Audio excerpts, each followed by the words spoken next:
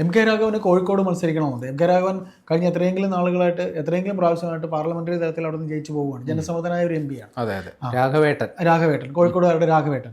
പിന്നീട് അടുത്ത് നമുക്ക് കേൾക്കുന്ന മറ്റൊരു പേരെന്ന് പറയുന്നത് പിന്നെ ഷാഫി പറമ്പിലിൻ്റെ പേരാണ്.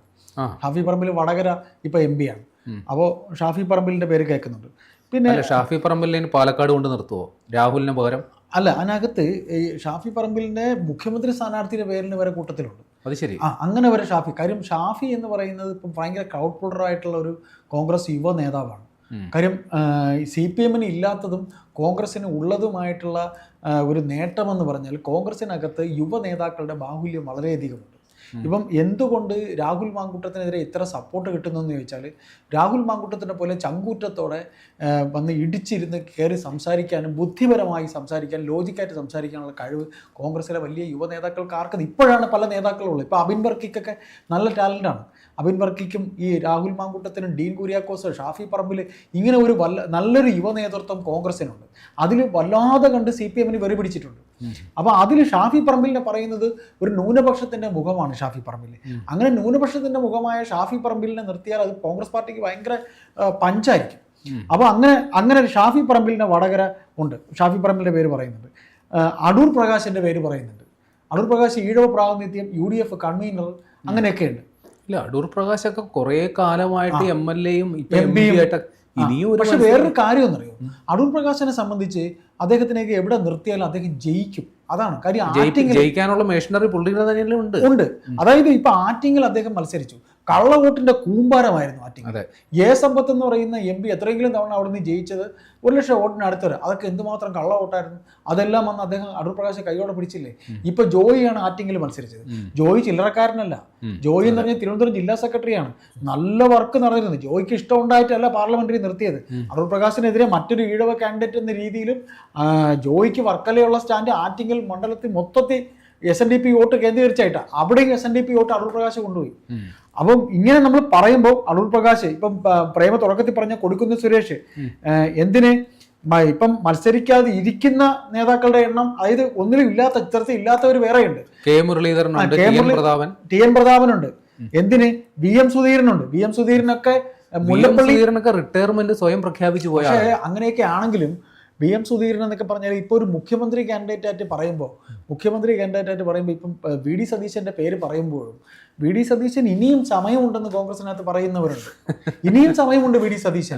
സതീശന് 60 വയസ്സ് അടുത്തേ വരുള്ളൂ. ഒരു 58 വയസ്സോ 57 വയസ്സേ വരുള്ളൂ.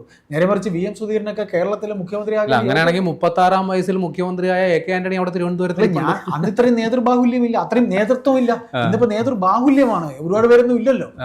അപ്പൊ നമ്മൾ ഈ വിഷയത്തെക്കുറിച്ച് ബാക്കി നമ്മൾ പറയുമ്പോൾ ഇതിൽ നമ്മൾ ഇത്രയും MP-മാരുടെ കാര്യം പറഞ്ഞെങ്കിലും ചിലരെയൊക്കെ നിർത്തേണ്ടതും ആവശ്യമായിട്ട് തന്നെ വരും. ചിലരെയൊക്കെ നിർത്തണം. കാര്യം ഒന്നുകിൽ ഇപ്പോൾ ഷാഫി പക്ഷേ എനിക്ക് തോന്നുന്നില്ല ഷാഫിയെ നിർത്താനുള്ള സാധ്യത തീരെ കുറവാണ്. പക്ഷേ എനിക്ക് തോന്നുന്നത് സുധാകരനെ ചിലപ്പോൾ മത്സരിപ്പിച്ചേക്കാൻ സാധ്യതയുണ്ട്. സുധാകരനെ മത്സരിപ്പിക്കാൻ സാധ്യതയുണ്ട്. അടൂർ പ്രകാശിനെയും മത്സരിപ്പിക്കാൻ സാധ്യതയുണ്ട്. ഇത് MP-മാരുടെ ഇടയിൽ ലിസ്റ്റാണ് ഞാൻ പറയുന്നത്. ഇതിൽ ആരെങ്കിലും ഒരാളെ ചിലപ്പോൾ അവർ സ്ഥാനാർത്ഥിയാക്കും.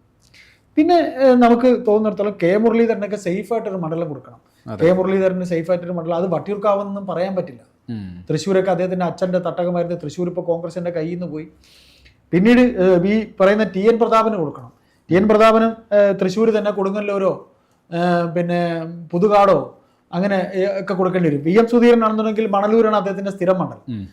അങ്ങനെ ഇത് നമ്മൾ എല്ലാം കൂടെ കൂട്ടി വായിച്ച് നോക്കുമ്പോൾ നമുക്ക് മനസ്സിലാക്കാൻ കഴിയുന്നത് കോൺഗ്രസിനകത്ത് സീറ്റിന് വേണ്ടിയിട്ടുള്ള പിടിവലി അത് എങ്ങനെയൊക്കെ ഈ ചക്രത്തിൽ പോരെന്നൊക്കെ പറയുന്ന പോലെ എങ്ങനെ ഈ സീറ്റ് നിർണയം നടക്കും എന്നുള്ള ഒരു വലിയ ആകാംക്ഷ. നമ്മൾ ഈ കൂട്ടത്തിൽ പറയാതെ പോയ 2 പേരുണ്ട്. ഒന്ന്, ഇനി പാർലമെന്റിലേക്ക് മത്സരിക്കാനില്ല എന്ന് സ്വയം പറഞ്ഞ ശശി തരൂർ തിരുവനന്തപുരത്ത്. ശശി തരൂരിന് ഇനി സാധ്യതയില്ല. പിന്നെ KC വേണുഗോപാൽ. പിന്നെ മുല്ലപ്പള്ളി രാമചന്ദ്രനുണ്ട്. മുല്ലപ്പള്ളി രാമചന്ദ്രൻ സ്ഥാനാർത്ഥിയാകാൻ അദ്ദേഹത്തിന് കോഴിക്കോട് അദ്ദേഹത്തിനെ നിർത്തി അങ്ങനെ ഒരു മുഖമായി അദ്ദേഹത്തിന് മത്സരിപ്പിക്കണമെന്ന്. അദ്ദേഹത്തിന് ആരോഗ്യ പ്രശ്നങ്ങൾ ചൂണ്ടിക്കാട്ടിയാണല്ലോ KPCC പ്രസിഡന്റ് സ്ഥാനം പോലും. അതൊക്കെ വെറുതെയാണ്. ഇപ്പൊ സുധാകരനെ മാറ്റിയില്ലേ. ഇപ്പൊ വേറൊരു കാര്യം, ഇന്ന് രസകരമായ ഒരു കാര്യം കേൾക്കുന്ന ഡൽഹിയിലും അല്ല, ഡൽഹിയും വിട്ട് ബീഹാറിലോ എവിടെയാണ് ഇന്ന് ബാക്കി DCC പ്രസിഡന്റ്മാരെ തിരക്കുന്ന കാര്യത്തിൽ കോൺഗ്രസിന്റെ കമ്മിറ്റി അടക്കുന്നതെന്ന് പറയും. കോൺഗ്രസിന്റെ ഒരു കമ്മിറ്റി അടക്കുന്നത് DCC പ്രസിഡന്റുമാർ ഇതുവരെ തിരഞ്ഞെടുത്തിട്ടില്ല. ഇനിയിപ്പം പഞ്ചായത്ത് ഇലക്ഷൻ അധികം സമയമില്ല. അവിടെയാണ് കെ സുധാകരൻ പറഞ്ഞുകൊണ്ടാണ് ഞാൻ പറഞ്ഞത്. കെ സുധാകരനെ തദ്ദേശ ഇലക്ഷൻ വരെയെങ്കിലും ഇവർ സഹിക്കേണ്ടതായിരുന്നു. സഹിക്കാനെന്നത് അദ്ദേഹം നല്ല രീതിയിൽ ഒരു അദ്ദേഹത്തിൻ്റെ ആരോഗ്യ പ്രശ്നങ്ങളിൽ ആ പ്രശ്നങ്ങൾ ഉണ്ടായിരുന്ന സമയത്ത് ഈ പാലക്കാടും മറ്റുമൊക്കെ ഉപതെരഞ്ഞെടുപ്പ് വന്നപ്പോഴും നിലമ്പൂർ വന്നപ്പോഴും ഒക്കെ ഈ പറയുന്ന സതീശൻ്റെ സ്ട്രാറ്റജിയാണ് വർക്കൗട്ടായത്. അതുകൊണ്ടാണ് സതീശൻ ഇപ്പോൾ പറയുന്നത് അദ്ദേഹത്തിന് ഒരിടത്തും ഞാൻ കണ്ടില്ല. എന്തിന് ഇവിടെ തൃക്കാക്കര ഇലക്ഷൻ നടന്നപ്പോഴും അപ്പോഴും മുതലാണ് സതീശൻ്റെ സ്ട്രാറ്റജി വർക്കൗട്ടായി തുടങ്ങുന്നത്. തൃക്കാക്കര ഒരു പറ്റം മന്ത്രിമാർ വന്നവരെ ഇവിടെ നിന്ന് കളച്ചല്ലേ. എന്നിട്ട് എന്തായി? അപ്പോൾ നമുക്കിതിൽ ഇതിൽ നമുക്ക് പറയാനുള്ള ഇത്രയേ ഉള്ളൂ.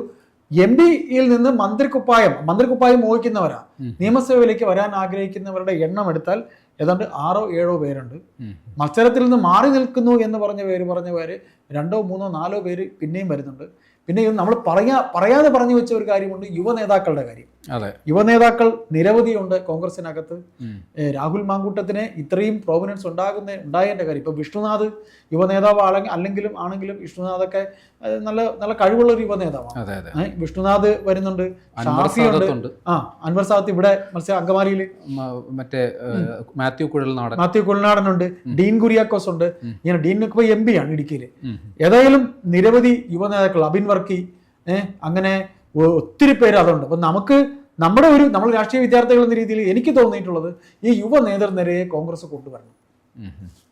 കാര്യം യുവ നേതൃനിരയെ കൊണ്ടുവരണം. യുവ നേതൃനിരയെയും ഇതുപോലെ പരിചയസമ്പന്നരെ എങ്ങനെയാണ് എല്ലാവരും മന്ത്രിക്കുപ്പായി മോഹിച്ച് വരുന്നവരാണ്. അപ്പൊ അത്തരത്തിലൊരു എല്ലാം കൂടെ ഇപ്പൊ നമ്മൾ ജിൻഡോയുടെ കാര്യം പറഞ്ഞില്ല. ജിൻഡോയ്ക്ക് സാധ്യതയുണ്ട്, ജിൻഡോയെ മത്സരിപ്പിക്കാനുള്ള. ഇതൊക്കെ അവിടെ നിൽക്കട്ടെ, ഒരു മുഖ്യമന്ത്രി സ്ഥാനാർത്ഥി വേണമല്ലോ. അത് ഏറ്റവും വലിയ വിഷയമായിരിക്കും. അതാണ് ഏറ്റവും വലിയ, അത് മറ്റൊരു വിഷയമായിരിക്കും. അത് ഇപ്പോൾ ഇവിടെ ഒരു പൂര തർക്കം നടക്കുമ്പോഴത്തേക്കും മിക്കവാറും KC വേണുഗോപാലിനെ ഇറക്കാനാണ്. കാര്യം ഈ ലീഗിന്റെ സ്റ്റാൻഡ് ഒരു നിർണായക ഘടകമാണ്. ലീഗ് ഇപ്പോഴും KC വേണുഗോപാലിന്റെ പിറകെ അവർ നിൽക്കുന്നുണ്ട്. ലീഗിന് താല്പര്യം KC വേണുഗോപാലാണ് എന്ന വർത്തമാനമുണ്ട്. കാര്യം ലീഗിന്റെ അവസാനത്തെ ഒരു ശ്രമമാണത്. ലീഗിന് ഇതിൽ കൂടുതൽ വേറൊരു അവസരം നമ്മൾ അപ്പം മുമ്പ് നമ്മുടെ ഓഫീസിലേക്ക് വന്ന് തിരുവനന്തപുരം സംസാരിച്ചപ്പോഴും അവസാന ലാപ്പിലേക്കാണ്, അവസാന വണ്ടിയിലേക്കാണ് പോയിക്കൊണ്ടിരിക്കുന്നത്. ഉറപ്പാണ്. 10 വർഷം പ്രതിപക്ഷത്തിരിക്കുക എന്നൊക്കെ പറഞ്ഞാൽ കോൺഗ്രസിൽ സ്വപ്നം കാണാത്ത കാര്യം. ഏതായാലും നമുക്ക് ഇതിലെ ഒരു ഉത്സുകത, നമുക്കൊരു ആകാംക്ഷയുണ്ട്. ഇതിൽ ആരൊക്കെ കേരളത്തിൽ മത്സരിക്കാനുണ്ടാകും എന്നത്, പ്രത്യേകിച്ച് കോൺഗ്രസ് പാർട്ടിയിൽ നമുക്ക് കാത്തിരിക്കാം.